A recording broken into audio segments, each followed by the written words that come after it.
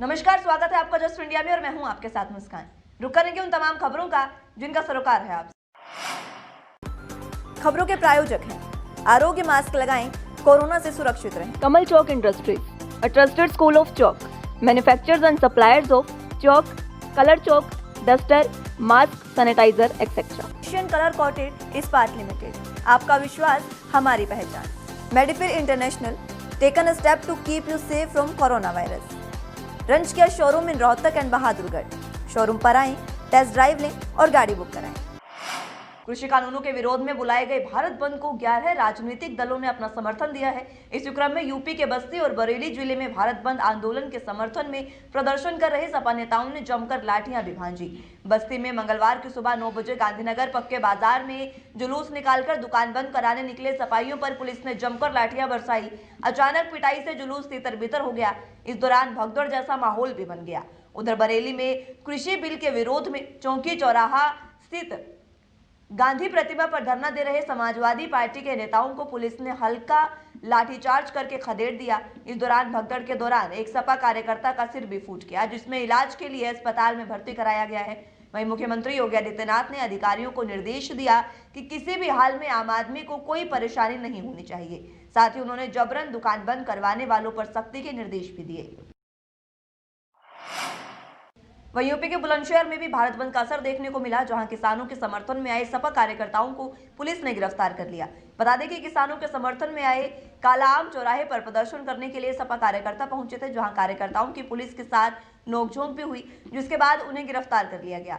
बता दें कि यूपी में फिलहाल धारा 144 लागू है और इसी बीच किसानों का भारत बंद चला। समाजवादी पार्टी लड़ाई लड़ रही है। राष्ट्रीय अध्यक्ष माननीय अखिलेश यादव जी के आह्वान पर पूरे प्रदेश में 7 तारीख से लेकर लगातार किसान यात्रा का आह्वान किया गया है, जो हम लोग शांतिपूर्वक ढंग से करने जा रहे थे। कल भी गिरफ्तार किया गया, आज भी नज़रबंद करके इस तरह से गिरफ्तारी की जा रही है। पूरी तानाशाही उत्तर प्रदेश की योगी सरकार कर रही है। जिस तरह से हम लोगों का समाजवादियों का मनोबल तोड़ना चाह रही है, जबकि किसान हित में समाजवादी पार्टी किसानों के हित में आवाज़ उठा रही है, आवाज़ बुलंद कर रही है।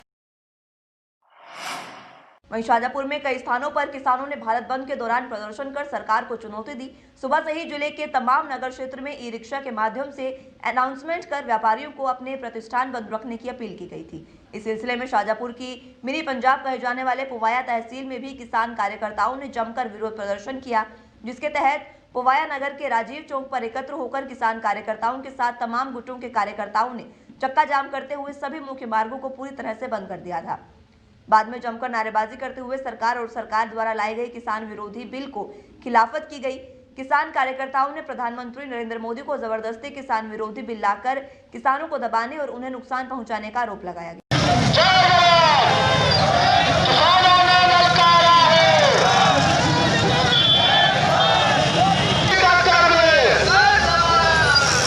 अरे अध्यक्ष जी, एम्बुलेंस है, इसेंशियल वस्तुएं हैं, हम लोग निकालेंगे। गैस बिल है, एम्बुलेंस को कोई भी रोके।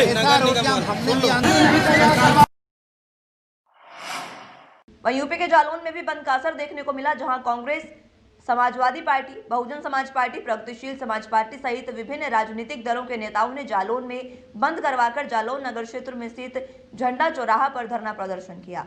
उसके बाद सभी राजनीतिक दलों के नेताओं ने नगर क्षेत्र के देवनगर चौराहे पर पहुंचकर जमकर नारेबाजी करते हुए आवागमन बाधित करने की कोशिश भी की। इस दौरान उनकी पुलिसकर्मियों से हल्की फुल्की नोकझोंक भी हुई, लेकिन इतनी देर में दोनों ओर से वाहन का आवागमन बाधित हो गया और मरीज को ले जा रही एम्बुलेंस को भी पुलिस ने बेहद मुश्किलों से निकलवाया। वहीं जिस दौरान समाजवादी पार्टी सहित अन्य नेता बंद करवाने में जुटे हुए थे, तो वहीं दूसरी ओर कुछ भाजपाई दुकानदारों से दुकान खोलने की अपील भी करते नजर आए, जिसे स्थानीय दुकानदार ऊहापोह में नजर आने लगे। चले तो इसी खबर पर ज्यादा जानकारी के साथ संवाददाता देवेश हमारे साथ जालौन से जुड़ चुके हैं। देवेश, भारत बंद को लेकर जालौन में क्या कुछ स्थिति देखने को मिली? जी मुस्कान, मैं आपको बता दूं, जालौन जनपद में किसान बंद का मिला जुला असर देखा गया है, जहां पर राजनीतिक पार्टियों ने एकजुटता दिखाई है और व्यापारिक प्रतिष्ठानों को बंद कराया है, तो वहीं भाजपाइयों ने दुकानदारों से अपील करके बाजार को खुलवाया है।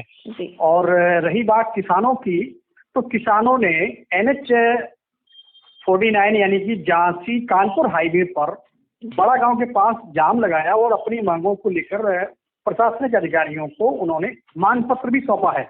जी, तो इसी को लेकर आज जो भारत बंद था उसे लेकर किसानों में क्या कुछ अब हिम्मत आई है कि उन्हें जो कल बातचीत होगी उनकी सरकार से उसमें उन्हें क्या लगता है कि क्या कुछ नतीजा निकलकर सामने आएगा? देखिए, किसानों को कहीं ना कहीं एक उम्मीद की किरण आज भी दिखाई दे रही है कि सरकार के साथ उनकी जो वार्ता चल रही है, जिन जिन दौरों पे बात हुई है और जिन जिन मुद्दों पर उनकी बात हुई है, तो कहीं ना कहीं सकारात्मक परिणाम आने की आशा है। और उनको भी ये लगता है कि सरकार उनकी बातें सुनेगी और उनकी जो मांगे हैं उनको संशोधित करके इस बिल में शामिल करेगी और किसानों के हित में ही फैसले देगी। लेकिन कहीं ना कहीं इस पूरे प्रकरण में राजनीति का जो है एक असर देखा जा रहा है। खासकर किसानों के मुद्दे को आगे लेकर विपक्ष अपनी राजनीति चमकाने में लगा हुआ है। जी, चलिए, बहुत शुक्रिया देवेश तमाम जानकारी के लिए। वहीं यूपी के बहराइच में भी भारत बंद का असर देखने को मिला, जहां सपा का जोरदार प्रदर्शन जारी रहा। पूर्व मंत्री यासर शाह की अगुवाई में यह प्रदर्शन जारी रहा, जिसमें कार्यकर्ताओं की पुलिस से तीखी नोकझोंक भी हुई। हालांकि इस नोकझोंक में कार्यकर्ताओं ने बैरिकेडिंग तोड़कर आगे निकल गए और पुलिस को चकमा देते नजर आए। वहीं पूर्व मंत्री यासर शाह को पुलिस ने पहले ही अरेस्ट कर लिया था। वहीं यूपी के कानपुर में बंद का मिला जुला असर देखने को मिला। कानपुर में कृषि कानूनों को लेकर किसानों के द्वारा 8 दिसंबर को भारत बंद की घोषणा के बाद जहां केंद्र सरकार से लेकर प्रदेश सरकार ने सुरक्षा के कड़े इंतजाम किए हैं, वहीं रोजमर्रा की तरह सब्जी मंडी से लेकर फल सब्जी तक खुली हुई है। साथ साथ छोटे व्यापारी से लेकर आम लोगों का आवागमन मंडियों में साफ तौर पर देखा जा रहा था। वहीं बता दें कि पुलिस ने किसान नेता को पहले ही नजरबंद कर दिया था। पुलिस ने किसान नेता रब्बानी खान को घर में नजरबंद कर दिया था। दरअसल इन्होंने भारत बंद को लेकर किसानों का समर्थन किया था, जिसको लेकर प्रशासन ने यह कदम उठाया। वहीं लखनऊ की हवा रविवार को हुए मामूली सुधार के बाद फिर से खतरनाक स्थिति में पहुंच गई है। सोमवार को 398 AQI के साथ लखनऊ अभी भी देश के 10 सबसे प्रदूषित शहरों में बना हुआ है। CPCB के रिकॉर्ड के मुताबिक सोमवार को AQI बढ़ने के साथ ही अलग अलग इलाकों में भी प्रदूषण बढ़ा हुआ मिला। तालकटोरा और लालबाग में हवा खतरनाक बनी हुई है। यहाँ AQI क्रमशः 431 और 416 मिला है। वहीं अलीगंज में AQI 384, गोमती नगर में 347 रिकॉर्ड हुआ। इन दो लोकेशन पर भी हवा बेहद खराब स्थिति में है। खबरों के प्रायोजक थे कमल चौक industries, a trusted school of chalk, manufacturers and suppliers of chalk, color chalk, slate pencil, duster, dustless chalk, housekeeping material, mask, sanitizer, hand wash. Office number 201, first floor, town centre mall, D park, model town, Rohtak. Corona महामारी से लड़ने के लिए आरोग्य mask लाया है आपके लिए सबसे आधुनिक मास्क।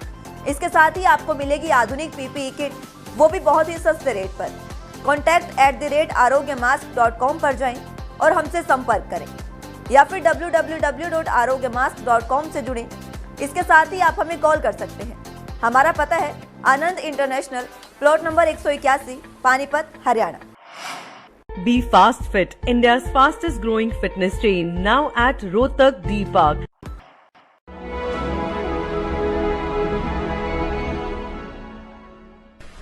चाचा, आपने नया घर बनवाया है तो घर की छत पर कौन सी शीट लगवाई है? बेटा, मैंने अपने घर की छत पर एशियन शीट लगवाई है, क्योंकि वो कभी न मिटने वाले ओरिजिनल निशान की चादरें हैं। साथ में ISI का चिन्ह, 5 साल की वारंटी के साथ साथ पैसों का सही मूल्य देने वाली वही इकलौती शीट्स है। क्योंकि नाम नहीं, पहचान जरूरी है। फिलहाल के लिए इस बुलेटिन में इतना ही। जुड़े रहिए जस्ट इंडिया के साथ। नमस्कार।